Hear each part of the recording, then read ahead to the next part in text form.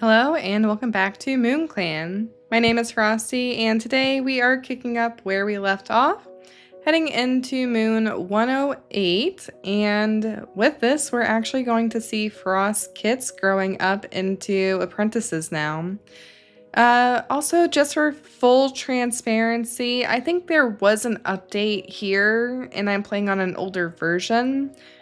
But for whatever reason, my game crashes whenever I try and do the latest update. So if you guys know what's going on with some kind of Python failed to load, let me know. I can try and troubleshoot it some other time, but this week has not been a very good week for much of anybody, I think. So I did not have time or brain power to try and do it, I'll be honest. But with that, we're going to go ahead and just dive right on into Moon 107 for the clan, or for Frost Whisper, 108 for the clan. Also, just as a note, I'm going to keep the bat wings for at least one more episode because I love them too much. So we're now into New Leaf. Here, you and Icyfin chase each other through the territory. What do you think of Amber Stripe has become relevant today within the clan? Why is everyone so nosy? I'm assuming that just means that they're asking what our opinions of them are, but that's weird. You stop to take in the moment. What a moon it's been. What a time to be you. A heated argument with Clay Clan Patrol leaves us ruffled, claws itching for a fight. We're helping Storm Sky since they needed extra paws. That is true. They are grateful for our assistance, and it turns out to be a great opportunity to connect with them more. Very nice. Alright, here we go. Okay, so Willow Paw, formerly Cloud Kit, has reached the age of 6 moons and has been made an apprentice with Prinshade as her mentor. Okay. Even though she's excited to finally be made an apprentice, it takes a bit of coaxing by Lyre Rush for Echo Kit to set forward for her ceremony. Lyre Rush watches in pride as she is named Echo Paw and touches noses with Falling Whisker. Swan Kit sits in front of the clan with pride, her tiny heart beating so fast she thinks it might explode. She's very excitedly touches noses with Queso Storm, happy to start her apprenticeship. Moral Paw has reached the age of 6 moons and has been made an apprentice with Scorch Runner as her mentor. And Burn Paw has reached the age of 6 moons and has been made an apprentice, but we don't know quite to who yet. So it doesn't sound like either Frost or Lyre became the kids' mentors, which is true for the books, but for the game it's pretty common, and I was kind of hoping he'd get another chance, I'll be honest. I am glad he didn't get Willowpaw just because I don't know how that would have felt. There would be a lot of emotions at, Willow being his former apprentice many, many moons ago now, and then her fate too. So I'm kind of glad we're not repeating history in that respect, but we had 4 other kits, Okay, I think this is still kind of a little bit messed up, so we're not really going to focus on relationships too much. Going into health, Moonfern has gotten a stomach ache. Weaselreed was bitten by a snake but miraculously survived. Okay, we're keeping our fingers crossed for him there because usually if they do end up having issues, it will be that initial moon they get bit. All the same, yeah, miraculous is always scary when it comes to survival of those around us. Fodchak is going to be fine. They're sure of it. Their lungs don't hurt nearly as much anymore, and if there's blood in their mouth when they finish a coughing fit, what of it? Okay, so it sounds like that's definitely going to be red cough, perhaps? And it sounds like it's probably escalating, which I really hope it doesn't. I know Fodchak kind of hates us, but I don't wish bad on her either. Turtback was helping reinforce the camp walls and they got a thorn stuck in their paw. Hillpetal has gotten a running nose. Blueshade feels much better and is no longer suffering from shock. Rabbitail has gotten a running nose. Simbright's bite wound is healed, but they'll always carry evidence of the incident on their pelt. Fernpaw has gotten a running nose. Saffron Kit trips over an unseen rabbit hole, spraining his paw. Aw. And that's before he's even out of the nursery. With the additional focus of the clan, 9 herbs were gathered, and Rabbitail has realized that She-Cat doesn't describe how they feel anymore. Alright, very nice. Okay, so before we get into the clan properly here, let's just do another quick check-in here. So we are currently still allies with all of the other clans, and everybody thinks that we're proud.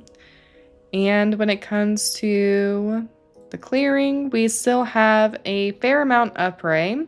We have over double what we need to keep the clan fed. And for the warriors then, we're currently focusing on herb gathering, because last we checked in here, we had no herbs, but it looks like we are really building up on the stores, so that's great to see. All right, but let's see how everyone's doing. Okay, first and foremost here, ooh, we've got some adult cats now to see. So here we have Tiny Stripe, who grew to be wise and a lore master. It has been coming up with complicated riddles for fun. So he graduated last moon, and I don't remember now off the top of my head what he was, but I don't think it was wise, so it's nice to see him kind of maturing, even if it's not by a big degree. And then meanwhile here's Stagpaw, our Ginger Tom with vitiligo. He got caught trying to sneak out of camp without a warrior, so he is still an apprentice. He's presently calm, interested in clan history, and a careful listener, but this is still up for debate here. Once he gets his warrior name, it could change. And it's really interesting to see how different these two look now, because when they were younger, they were basically identical. And now Sagpaw looks so unique and so cool. Alright, so here's Willowpaw, our first kit up. She's currently feeling nervous about an upcoming assessment. She grew to be rebellious and constantly climbing. And her mentor is Prinshade. So I don't know how we can easily go seek Primshade, but here Primshade is. He's competitive and an incredible runner. So I have a sneaking suspicion he's going to really encourage some, I don't want to say aggressive tendencies, but definitely tendencies to push herself with Willowpaw, and that could take a lot of different forms, and I'm curious to see what direction they're going to go. Here's Echopaw. She saw some wandering two-legs today. She grew to be bold and a moss ball hunter, so I guess we just have some really adventurous kits. This is what she looks like a little bit more grown up. I can't tell if the mustache looks bigger or if it like makes it clear that's kind of going down her chin or something here, but she is so cute. Such a dapper little one. Here's Swanpaw, who's trying not to giggle as Moral Kit fails at a hunting crouch. She grew to be sincere but quick-witted, and her mentor is newcomer Queso Storm. So here's Falling Whisker again, by the way. He's witty with helpful insight, so I definitely think he's going to encourage a lot of confidence in Echopaw. And Queso Storm is gloomy, dormouse, and a fish catcher, so he definitely seems, more pessimistic and introspective there. Maybe a little bit lazy with the dormouse trait. But I think Swanpaw is given to him to kind of challenge him and push him too, because she's sincere and quick-witted, so she wants to do her best, and she will, be constantly pushing the fold there.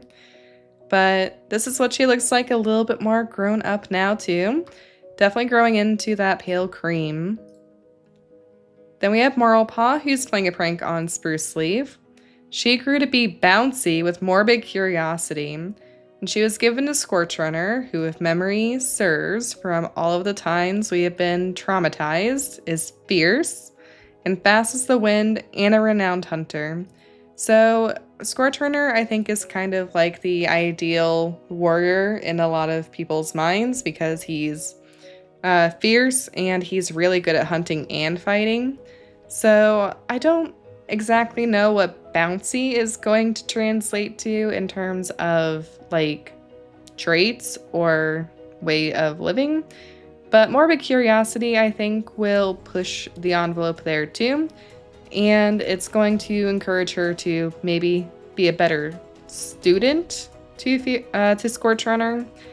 And then maybe that will allow her to pick up some of his traits. And then finally, here we have Burnpaw, who looks like a classic Firepaw clone if ever I saw one. She's practicing some battle moves. She grew to be witty and quick-witted, so just wit all around, and her mentor is Falcon Scratch. So Falcon Scratch is playful, a pathfinder, and a good fighter. So I think that's actually also a pretty good fit because he will be able to, you know, kind of match her wit, maybe like turn it around on her, while helping to guide her and maybe embark on, or maybe give her some knowledge at the same time. Alright, who else do we need to check in on here? Alright, so let's check in on Primshade's horde here, now that they're also a little bit more grown up. So first here we have Plumekit butting her head in a conversation. She is an intention seeker that never sits still, and her smoke pelt I think is a little bit more obvious now that she's grown. Then we have Twigkit, who's showing everyone the bug she caught earlier. Attention seeker, never sits still. Chivekit, who's just all black. Lonesome, never sits still, and is wondering what it's like to be a loner. Probably tying into that lonesome trait. Finally, we have Saffron Kit, who's asking older cats how kits are born. He grew to be troublesome and never sits still, which probably contributed to him spraining his paw. Oh, but this is what he looks like healthy. That's so precious. I'm actually really curious to see what kind of color that's going to come out to be once he's all grown up, because it's just such an interesting dusty purple lavender almost. I don't normally see that around. Alright, so before we go in and talk to all of the cats, let's check in on Fawn Shock here. Yeah, so she's currently sick with red cough, and I don't know if we are going to have the herbs that we need to actually counteract that. She's currently giving some advice to Primshade all the same. Again, I'm not really, like, wishing harm for her or anything, but there's every chance that she honestly just kills us whenever she feels like it. So, like, while I'd be really sad if something did happen to Fawn Shock, I guess the silver lining would be that Frost is consequently a bit safer. Though honestly, we're kind of starting to get up there on age, so I guess it may or may not ultimately matter too much there. But let's go ahead and finally get down the line of what's going on with the leaders. So, up first here we have Yarostar, who's playing a prank on Needledew. Needledew saw a big scary dog today. Blueshade is eavesdropping on Saffron Kit. I mean, newest patient and a kid at that, so it only makes sense. We need to make sure he's not getting into anything there. Hillpetal is checking up on the warriors. And Stormsky is hoping for a message from StarClan soon. I wonder if that has anything to do with some of the events that have been happening lately, what with the herb stores disappearing especially. Or maybe even just with the additional kits coming in since we've had so many more. Sembright, is showing off her battle moves. She does have a pretty clear bite mark on her now as a scar, so that's kind of interesting. I still don't really associate her as being like an elder at this point, but that's where she's at. And Amber Stripe has also aged up to Elder Mode and is currently dreading the thought of failure, but this is what she looks like now. We are currently wondering what living with two legs must be like. Weaselreed did get bit by the snake, and he can't wait to take a nap later, so let's go visit with him. In their weakened state, it seems like Weaselreed is hallucinating. What's happening? Wind mist? What are you doing? Weaselreed is seeing the faces of StarClan cats. Deciding that this can't be good, we shake Weaselreed awake to make sure they're still conscious. What? Frost Whisper? I don't know what happened. Windmist was there, and they were telling me that it's not my time yet? It was a little unnerving. I hope they know what they're talking about. I haven't even heard tale of wind mists in a very long time. I mean, yeah, 73 moons in death, so that's been a while. But hopefully they are correct, and it is not actually going to be Weaselreed's time anytime soon. I know we are now senior adults in this litter, but it would still feel weird to see one of our siblings go. Ravensong is still grieving, and he wants to spend some time alone today. Fire Rush wants to critique Falling Whisker's fighting techniques. I'd like to think that she is just being very critical because now her kits are under his tutelage, and she wants to make sure her kits are getting the best. It's easy to see how intimidating Fire Rush can often be. Just a single glare can discourage even the most mischievous apprentice from pulling a prank. If StarClan came for me tomorrow, I would be ready to go, knowing that I got to spend time with a cat as wonderful as you. Aw, that's so nice. And I think she's really perfected the mom glare now if the apprentices are being kept easily in check now. Alright, we're just gonna go down the line and talk with our kits real quick. Willowpaw glances around briefly. After making sure we're the only ones that could hear her, she catches our gaze and holds it there. The clan won't choose you over their petty wars, but I will. You share my blood, and that is all that matters. I thought that was going to be a vision for a second, I'll be honest. So I thought it was going to be like, something will happen with the war. They will not choose you. Huh? What did you say, Dad? I didn't say anything. Instead, that just seems like a proclamation of devotion, and that's pretty sweet. Echo Paw says that Moral Paw is mad at me yet again.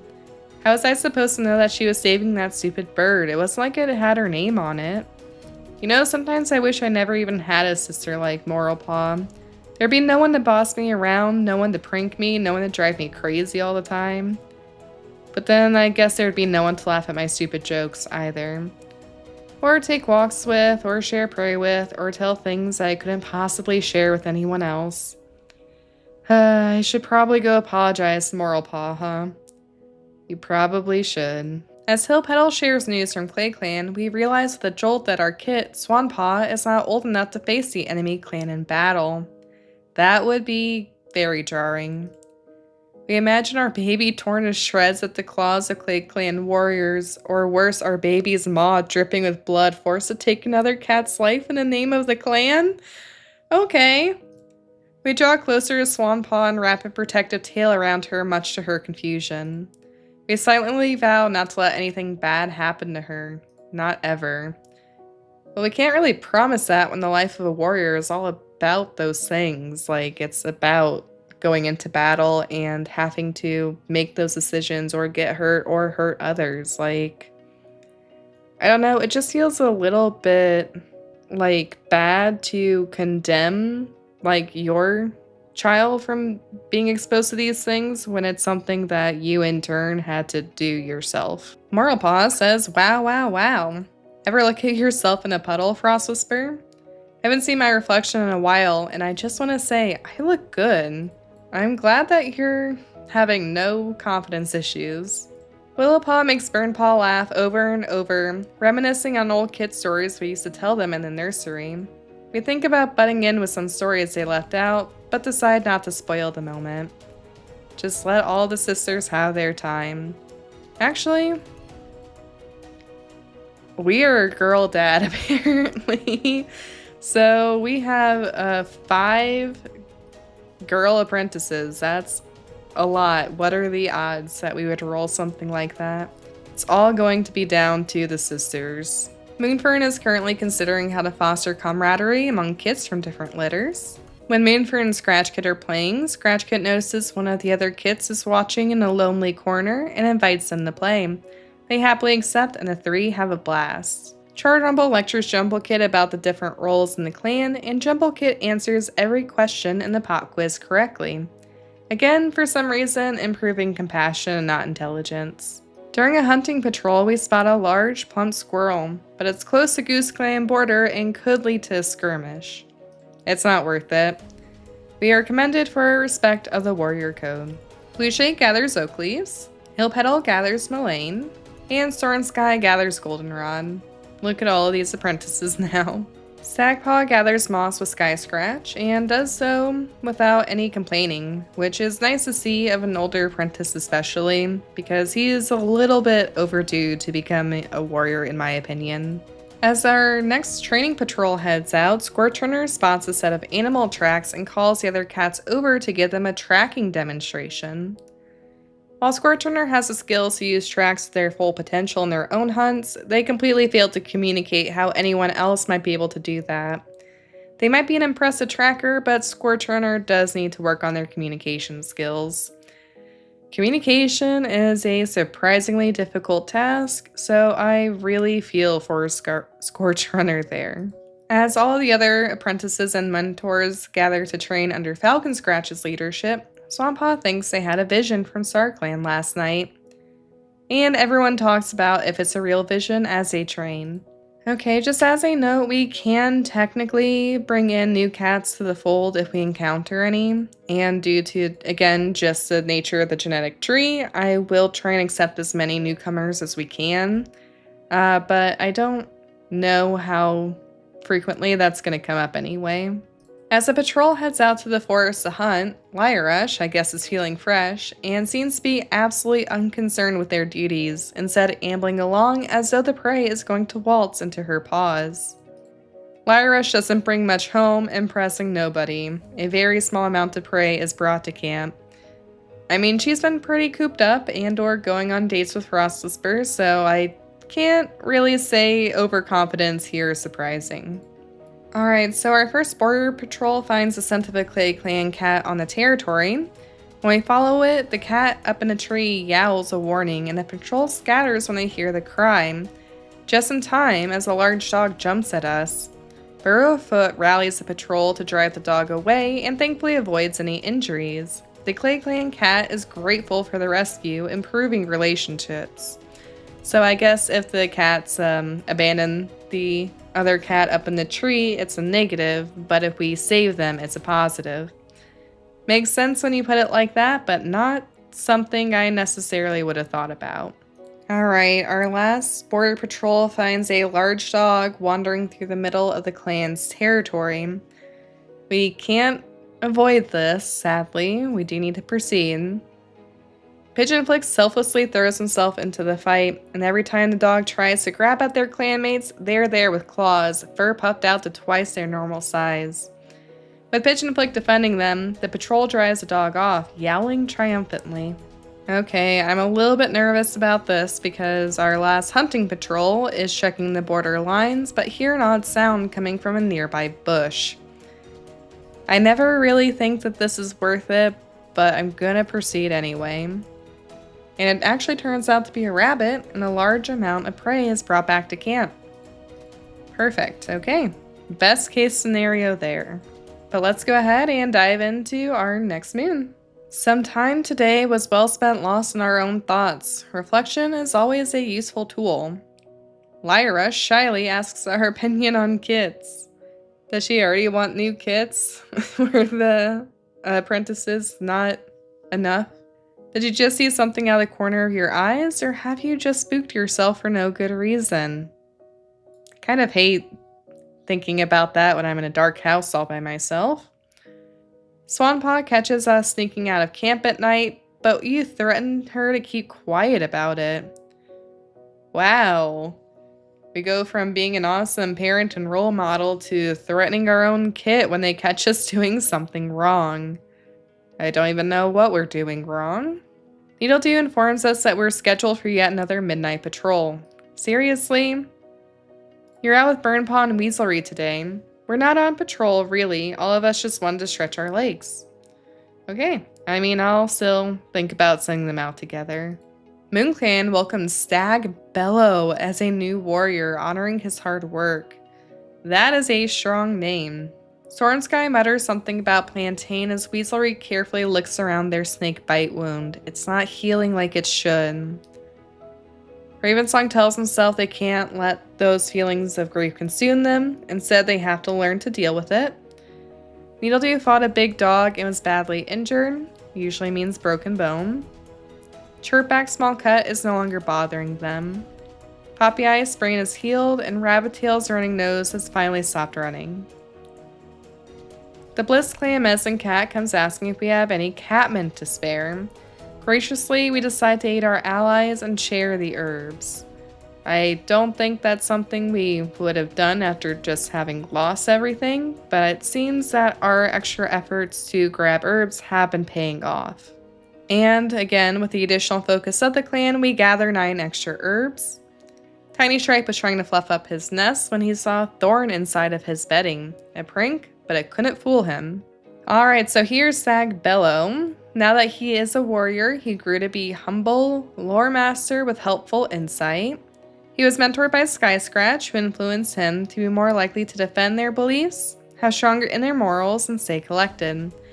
Sky Scratch helped him become better at remembering lore and providing insight. When he graduated, he was honored for his hard work, graduating at 13 moons old. Alright, Yarosar runs down to the lake to get more swimming practice in. Needledew follows the fox to find out what it's looking for. Maybe that's what got her in trouble and got her that broken bone. Blueshay wants to get to know Sagpaw, now Sagbellow, better. Hillpetal is thinking about taking on a new apprentice. Frankly, at this rate, we're probably going to need one. And Stormsky is staring off into space. We're trying to set a good example for younger cats, which again, feels a little misplaced when we're yelling at our own kit for us doing something wrong and then happening upon us in that moment. Not a good look. Weaselreed's snakebite is now infected though. He can still come back from this, by the way. This isn't like a death sentence or anything. But he is not looking good. Ravensong is lecturing Burnpaw on the warrior code. Hopefully, Burnpaw isn't getting into trouble. Lyrush is wondering how Bronzepelt is doing. Good morning, sleepyhead. Lyrush rolls over in our shared nest and buries their head in your fur, purring so hard their body vibrates. Don't even think about getting up. I don't ever want to move from this spot, not ever. Oh, especially on a cold morning, it's hard to get out of bed. You're distracting me. I need to focus on my duties, but you're too attractive. Oh man, to hear that on a daily basis. A Radasser wants to compliment our fighting technique. Let's talk to him. In a rare, tender moment, we catch Radasser admiring a small newly flower. He notices us staring and immediately bristles. What? It's a nice color. Aww.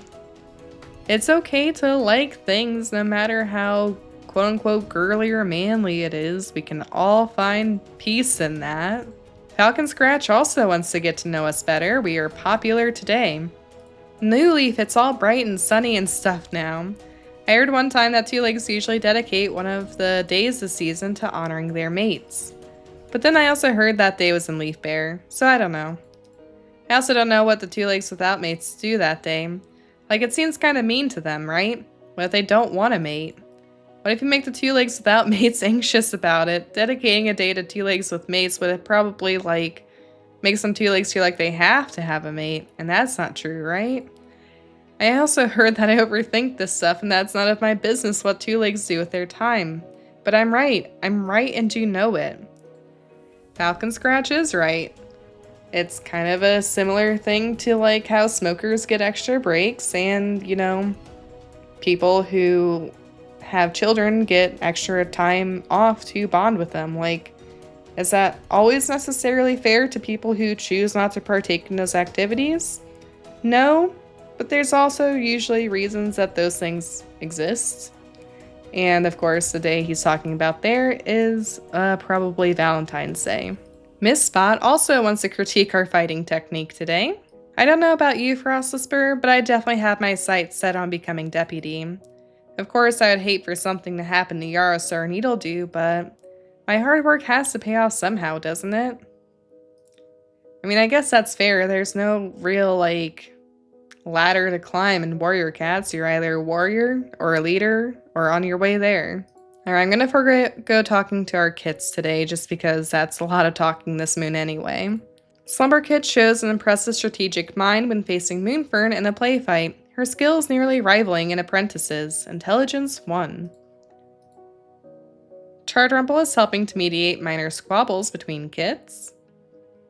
During Charred lecture on clan history, Plume Kit is completely engrossed, asking insightful questions that Charred tries their best to answer. Intelligence 1. Saffron Kit had his shape teasingly compared to a moss ball. Aw, he's not well, give him a break. Alright, we're gonna go on LifeGen patrol now. Alright, so we once again encountered a fence and leapt up onto it, snagging a burr with our claws. Our clanmates are impressed with our catch. Blueshay fails to gather any poppy seeds. Hillpetal gathers more mullein, which I think is good since we needed some for Weaselreed. Stormsky gathers ragwort. Our first training patrol devolves into ghost stories with everyone on edge. Swanpaw and Burnpaw wind each other up, making up story after story and ever-increasing tales of horror, till finally one sounds a little too harebrained and both of them nearly fall over laughing, the tension eased by giggles. Our first border patrol also finds a little hint of RiverClan scent in our territory. And once again, we find a cat up a tree with a dog around the corner. We drive it off, with Burrowfoot rallying the patrol once again, and we manage to rescue the RiverClan cat, who is grateful. We are also on a hunting mission again, near the border lines, when we hear an odd sound coming from a nearby bush. I don't necessarily feel like we would have to proceed here, but there's also nothing stopping us. Ooh. There's also nothing stopping us, so let's give it a go. Radaster takes the lead and comes face to face with an angry fox. Though he backpedals rapidly, the fox still gets its teeth in him before the rest of the patrol can back him up. Radaster got a bite wound, but that could definitely have been worse. Sagbell calls the patrol to him, explaining his plan. There's an abandoned two-legged nest that's just brimming with rats. It could be perfect for some new leaf hunting. It could be, but I'm also a little concerned about disease. I still haven't seen this though, so let's give it a go. The patrol drives the rats back into the two-legged nest, each cat guarding an escape route. Sky Scratch runs ahead, startling the rats into a scurry where Spruce Leaf is ready to dispatch them. It's going to take a few trips to get everything home. A huge amount of prey is brought back. With that, we now have 372 current prey out of a needed 113.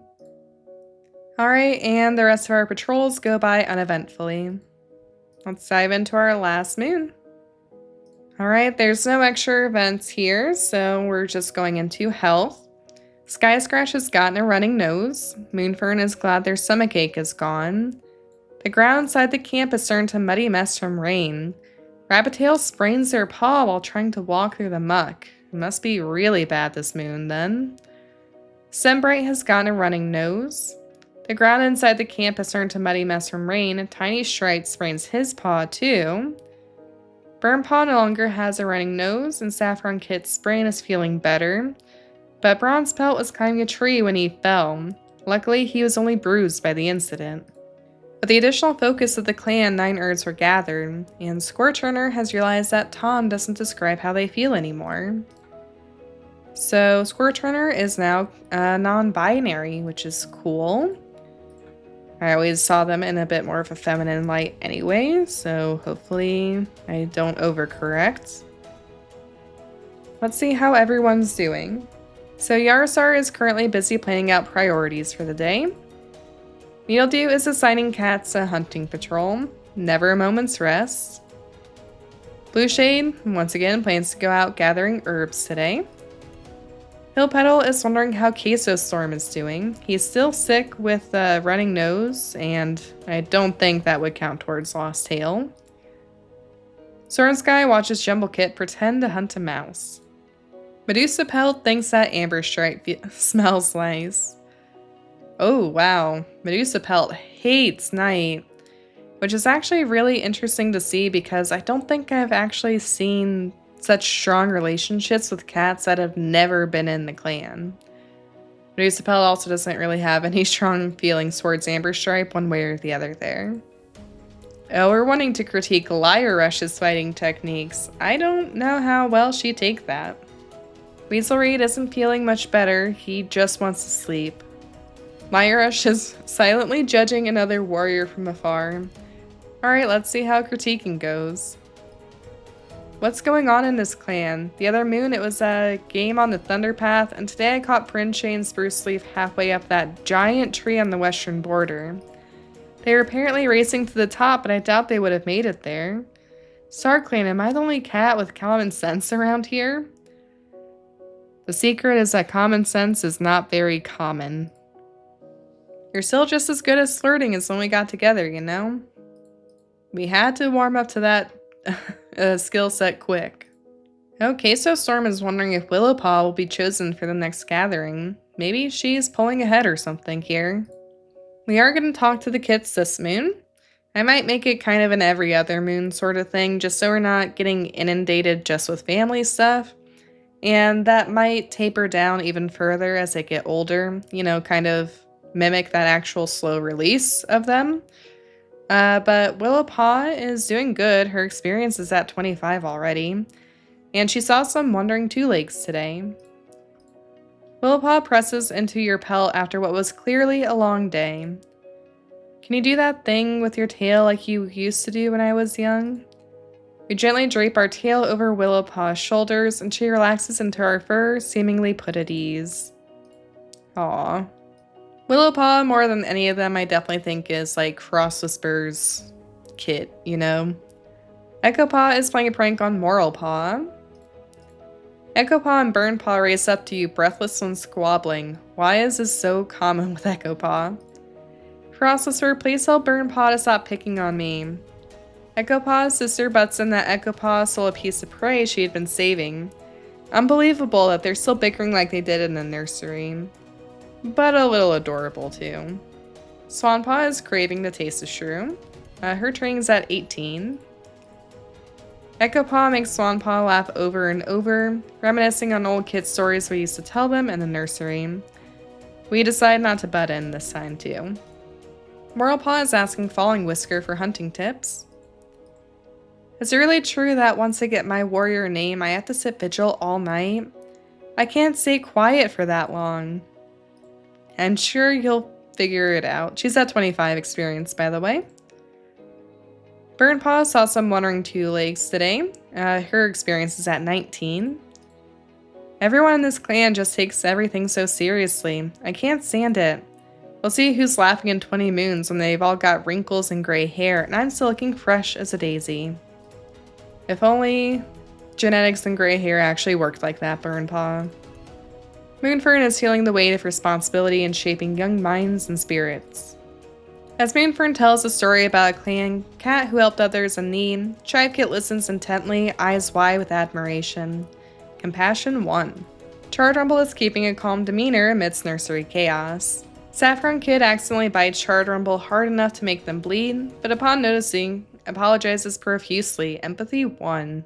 And all Twig Roach's kits are going to be made apprentices next moon, so that'll be exciting to see even more apprentices going into the den.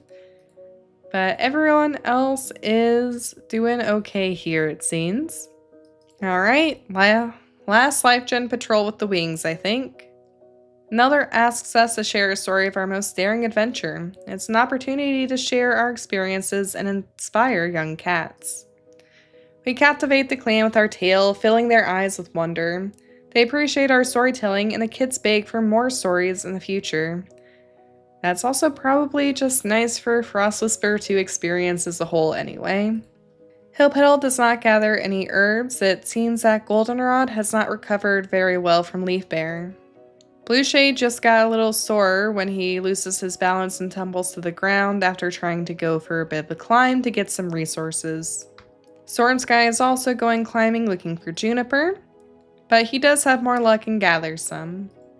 Queso, Storm, and Swanpaw have a nice practice session, swapping their best tips and tricks with each other. So far, all the apprentices have had pretty positive training experiences. So Squirtrunner and Moralpaw set off on a bit of a training exercise for hide and seek. Moralpaw was already awake and raring to go. She ran off before the deputy can say anything. It's just a game of hide and seek after all. When she finds Squirtrunner, she has to stifle her chitters of excited pleasure. Squirtrunner must have heard her because Moralpaw sees their whiskers twitch in amusement. Oh well, she gleefully charges forward anyway. Very, very enthusiastic, so I guess that's what Bouncy comes around to. And lastly, Falling Whisker and Echopaw have a pretty good training session too. Oh, as Yarostar sets off on a border patrol, we are ambushed by a gang of rogues. We can't let this end badly. We descend into battle without a second thought and drive the rogues away, luckily. We're going on a border patrol, and once again we notice a scent has drifted onto our territory, this time for GooseClan. And this time, instead of a dog, we find an apprentice that is hopelessly lost. We send them to the right direction, and we improve relationships with GooseClan accordingly. Liar Rush sees two kids from GooseClan playing too close to the border, and she ends up escorting the kids back with Pitch and Flick, improving relationships with GooseClan further. Alright, and that's where I think we'll go ahead and leave it off for today. So please do give me your thoughts on how to interact with other cats, just because the clan is growing very rapidly now, and it makes it really hard to actually interact with everybody that we would normally interact with or would have interacted with per the original rules, and the cats that we logically be talking with each moon anyway, like family members. If you want me to focus just on one or the other, let me know. I really don't think for the sake of time we could do both. So just let me know what kind of balance you'd want to strike and how you'd like to see that going down in the future. And again, if you have any fixes for the error loading LifeGen issue, please let me know. I keep having to re-download LifeGen, and every time I do, I get paranoid that I'm overwriting MoonClan. So that would just help my two brain cells here and my paranoia, so I'd really appreciate that. But thank you all so much for watching. Feel free to check out links in the description below to links to other social media I may or may not ever post to. Thank you to Parental Unit especially for supporting the channel, as that support is greatly appreciated. But until next time, everybody, try and stay as safe as you can.